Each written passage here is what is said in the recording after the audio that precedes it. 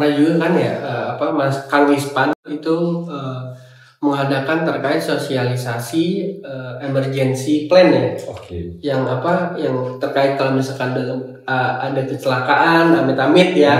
Itu juga pernah dilakukan, Kang. Pernah. Waktu itu di tahun lalu itu kita pernah melaksanakan secara offline. Itu di lapangan. Jadi kita mengambil beberapa sampel atau misalkan karyawan ya, 2 karyawan.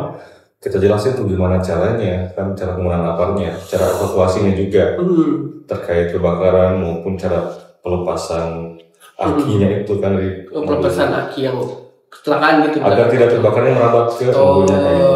Setelah itu kita buat videonya ya, setelah video baru kita sebarluaskan ke karyawan kita ya, biar mereka melihat juga cara penggunaan aparat yang benar-benar seperti apa.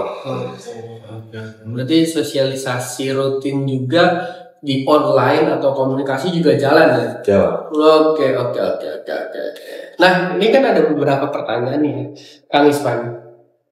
Nah, sekarang misalkan dari resiko sosial dan K3 dampak faktor sosial seperti diskriminasi di tempat kerja itu masuk ke dalam K3 atau enggak sih? Dan korelasinya terhadap pekerja outsourcing itu ada nggak sih? Kayak misalkan dari sisi psikologisnya gitu. Itu ada nggak kira-kira? Kalau misalkan diskriminasi, terus itu kan ada dampak psikologisnya ya. Jadi karyawan tuh kadang kalau misalkan mungkin contohnya pembulian. Iya, misalkan kayak gitu. Itu kan bisa berdampak ke mental health ya. Setelah itu kan pasti bakalan jadi down si karyawan itu. Tapi itu mempengaruhi juga ke otaknya jadi sakit. Ini mungkin di luar konteks ya.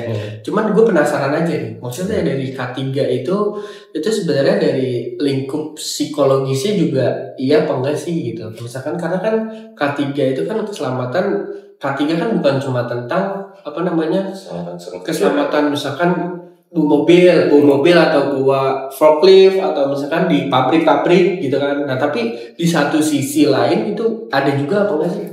Jadi kesehatan itu bukan hanya dari fisik aja gitu ya. Wah, itu kan. Jadi kesehatan juga ada dari mental juga ya.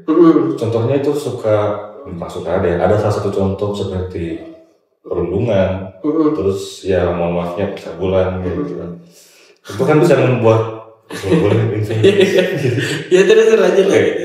Ya itu kan bisa membuat psikis karyawannya jadi sakit kayak pusing gitu kan. Nah itu di ranah lo apa enggak sih? Enggak ya? Itu ada salah satu ranahnya kita juga. Oh ada? Termasuk soalnya ya kan kalau misalkan psikis si karyawannya jadi rusak tuh kan bisa jadi si karyawannya ini bakal capek kerja terus jadi gampang sakit lah karena imunnya turun kayak gitu.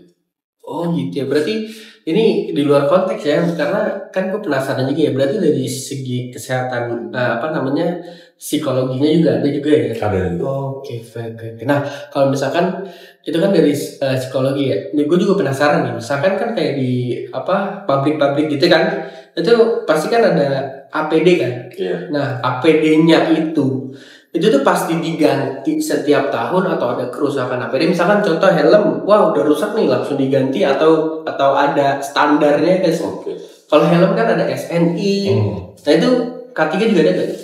Kalau buat K3 juga ada buat APD-nya. Itu diwajibkan kalau misalkan emang si APD-nya kurang layak, itu harus segera diganti ya. Segera diganti kalau misalkan udah rusak atau misalkan udah nggak layak pakai. Baiknya itu kalau APD itu diganti selama 6 bulan sekali. Namun karena misalkan si APD masih aman atau misalkan masih dapat digunakan, itu setahun sekali ya wajib diganti ya.